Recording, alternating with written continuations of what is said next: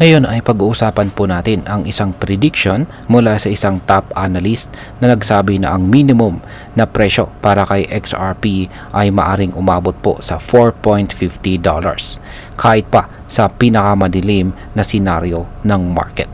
Pero bago po natin pag-usapin yan ay alaman po muna natin kung ano po ang nangyayari kay XRP at bakit po ito isang malaking usapin sa ngayon. Pero bago po tayo magpatuloy ay pakibasa po muna ang disclaimer natin dito sa ibaba ng ating screen.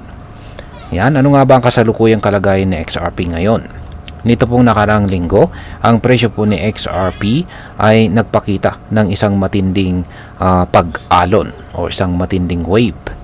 Yan, mula po sa presyong $2.30 pababa hanggang sa $1.60 na siyang nagdulot po ng mga pangamba sa mga nag-i-invest dito.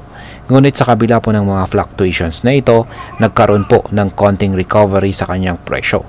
Umabot po ng 6.8% sa loob ng 24 oras. Yan, 6.8% na pagtaas sa loob ng nakalipas na 24 hours.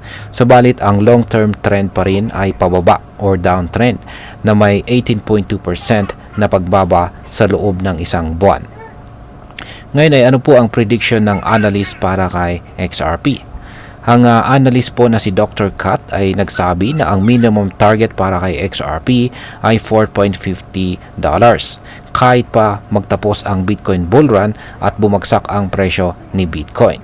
Ayon po kay Dr. Kat, may basihan siya sa Fibonacci extension levels na nagsasabing kaya pa ni XRP na umabot sa $4.50.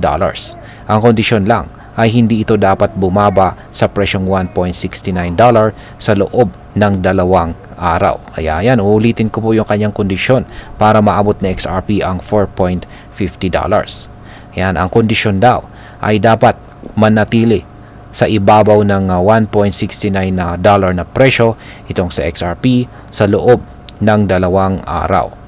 Ayan, kapag nangyari yan, is mataas po na magagawang akyatin ni XRP ayan, mataas po ang posibilidad na magagawang akyatin ni XRP ang presyong $4.50. Ngayon ay paano naman natin makikita ang posibilidad ng pagtaas ng presyo ni XRP? Ayan, may mga sinyales ng lakas. Ayan, meron daw mga sinyalis ng lakas ayon po kay ayon po sa obserbasyon ni Ginoong Egrag. Isa na rin po siyang kilalang market analyst, kung saan ay siya po ay nagsabi na kung si XRP ay makakatawid or makakalampas sa mga key price levels tulad po ng mga presyong $2.24 at saka $2.30, malaki po ang tsansa na magsimula ang isang mas malaking rally.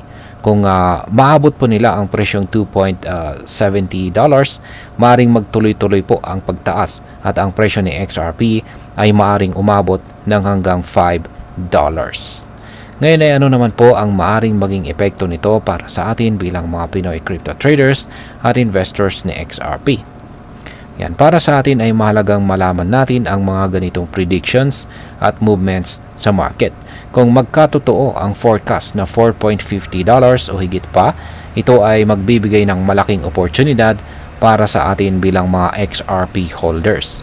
Ngunit kailangan din natin na maging handa sa mga fluctuations at kailangan po nating magtakda ng tamang risk management strategies para sa ating mga investment. Bilang panghuli, ang masasabi ko naman po rito sa mga ganitong sitwasyon ay naniniwala ako na kahit may mga risk, ang mga ganitong projection ay nagbibigay po ng pagkakataon para makapag-invest po tayo ng tama at may kaalaman. Mahalaga lang na mag-monitor tayo ng mabuti sa mga market movements at hindi po tayo dapat basta-basta magpadala sa mga malaking pagbabago sa presyo. Ang pagiging maingat at saka informed ay susi po sa tamang desisyon sa crypto investment. At ayan, hanggang dito na lamang po tayo sa video na ito mga ka-crypto. Marami pong salamat sa panonood. Ingat po tayo lagi at God bless po sa ating lahat.